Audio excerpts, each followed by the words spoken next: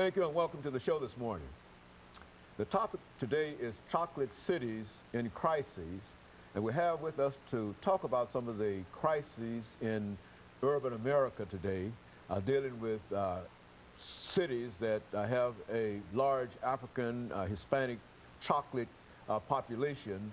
Dr. DPadgett from Tennessee State University in the Department of History, Geography, and Political Science. And of course, Dr. Padgett, let me welcome you to the show this morning and to tell you how delighted we are to have you here, and especially the topic that you have with us today. But before we get into that, Dr. Padgett, let's have you to give us some information about your background, your education, and some of the things that were important in terms of eventually leading you to Tennessee State University. And then we'll look at these cities that you've identified as being cities in crises today and talk about them. Okay, well, my background is in geography. Mm-hmm. My degrees are in geography.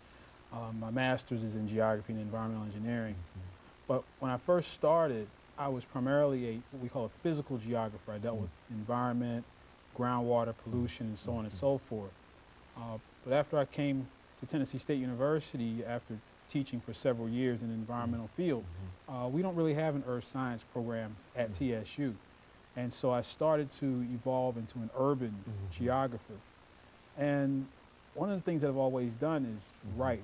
Writing is my first love. But when I graduated from high school and started to go to college, I wasn't going to major in journalism.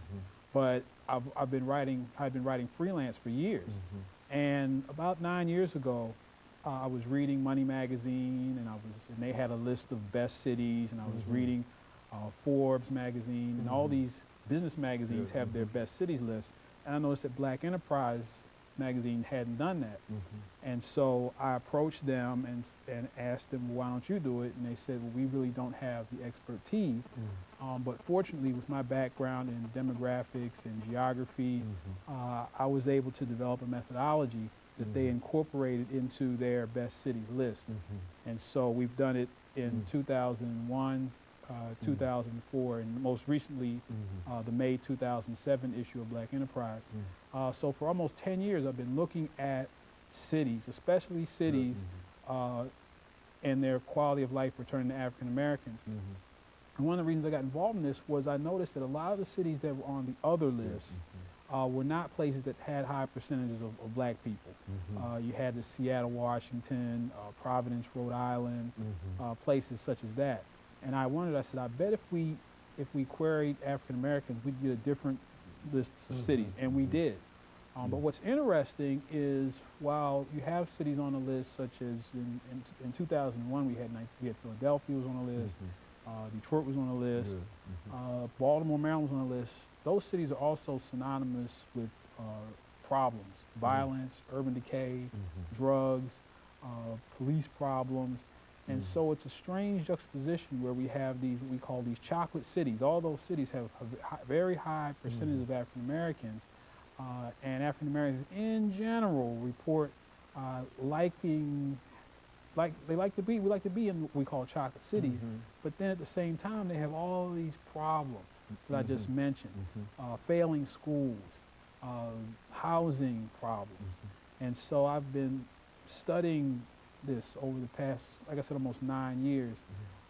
And then, you know, with New Orleans and Hurricane Katrina really brought to light what some of the problems chocolate cities are facing. New Orleans wasn't perfect before Hurricane Katrina.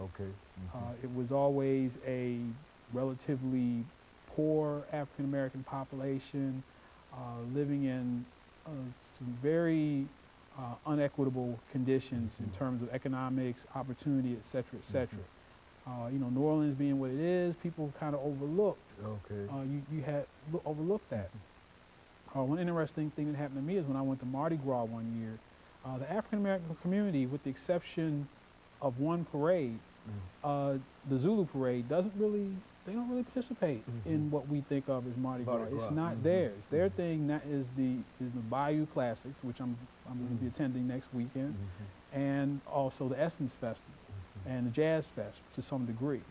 But things weren't really fair, equal, and really festive for black people in New Orleans, and then Hurricane Katrina really just opened that sore up for everybody to see. But there are problems such as those that were happening in New Orleans in these other cities, Baltimore, Memphis, Tennessee, and many of these other cities are having significant problems, especially with schools and with opportunity. Okay, and of course, Dr. Padgett, let's interrupt here at this time for the first commercial break, and to have you, when you come back during that second segment rather, to talk about these cities individually and identify what you consider to be some of the problems. And of course, we'll be back with our audience following this short commercial break.